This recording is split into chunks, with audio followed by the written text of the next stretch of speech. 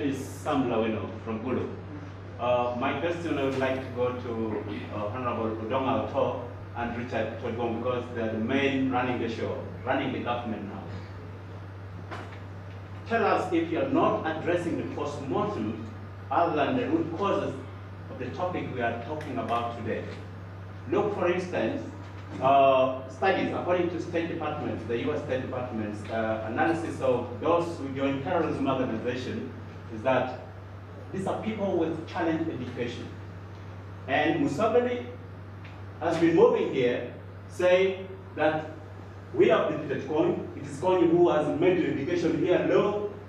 Now, what new modalities are you going to come with to address, even if now, as I talk, those who have come back from the rebel captivity do not have, it is a silent cry. They are not taken to school, or even if they are taken to school, in these vocational schools with that certificates at the end of it. Are you not going to Okay. Can I take on that? Yes, Richard, take it. Thank you, moderator. Mr. Moderator and the audience, at the beginning, when we were talking about, when a lady raised, Ellen raised an issue about affirmative action, some of us did not debate that particular, but we have our observations.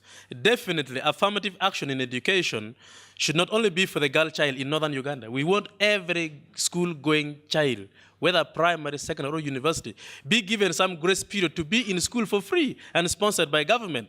That is the philosophy of NRM, as I speak now.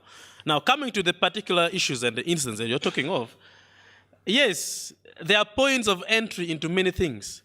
There are transitional periods. You have been in captivity. It has affected all of us individually here. If we give you our personal testimonies, during the war, we were all affected. I was out of school for quite some number of years.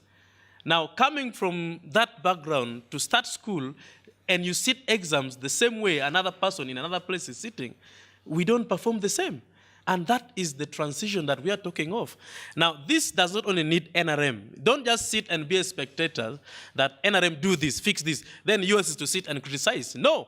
You in the community, you the journalist, you the opinion leader, you have the right to mobilize that person, to encourage that person to go back to school where possible. We have so many of these young people. We have so many of these young people who have lost out of schools, and they look at petty odd jobs in town as the only alpha and omega of life. But some of them, when we talk to them at personal level, as friends, they get encouraged to go back to schools. This does not only need NRM. Honorable Dongoto, that question also. I think this comment by Richard Todwong that you talk to people at personal level is very unproductive. Because how many rebels have we been having who have returned from the bush? The UNICEF report shows that we have 16,000 people who returned. But they come from and families. are capable of having education. So if a whole presidential advisor can come and say you talk to people at personal level, it doesn't make sense to me. But what I want to say... So when you are canvassing for support, don't you also meet people person to person sometimes? In fact, what I want to say is it impossible to meet people at a personal level? That's what I'm asking. Yeah, it's possible. Okay, that's what you were saying. There are times you need to institutionalize your approach. You cannot shoot a mosquito with an atomic bomb because it spreads malaria. Can I qualify my statement? There are very many mosquitoes. Can I qualify my statement? Just a second. Just hold. There are very many mosquitoes. You may kill one, there's still another mosquito. So what I'm saying is this. In Parliament, I thank this Parliament, we agreed that we need special funds to help Northern Uganda. It answers the previous question because we all need affirmative action, not only women. Men, elders, widows, and widowers, we need affirmative action. But the moment we get a small fund like PRDP to help Northern Uganda, you find that the districts are increased to 40 districts, including Kapchorwa. But you're in Parliament. This is where the problem is. So, my friend, that is a very good concern. And I still think we don't need to take government to court for them to do something for Acholis. For example, we have a case running in court where we're asking for 300 billion compensation for stolen things during the war.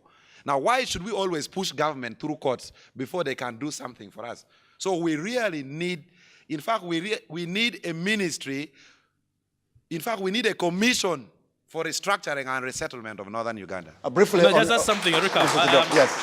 I wouldn't love my friend Odongato to escape from this. What I said was, Government has opened up a very big vocational center here through the help of the Commonwealth Secretariat. We have the Labora Vocational Institute. Now, that is an institute, and it's at an institutionalized level that everybody who feels should go there is registered and enrolled to start. But you go to community, we are mobilized. I'm talking from my background of being a mobilizer. You go to an audience, then you hear questions from child mothers. We are in the community. No one is talking to us. Can someone encourage us to tell us what is going on? We are former rebels. We are former this. We are in the information flow. And I'm saying information flow to the community does not only need NRM. You, me, anybody who cares about the community, go and tell them about the opportunities that are out here. That's what I'm saying.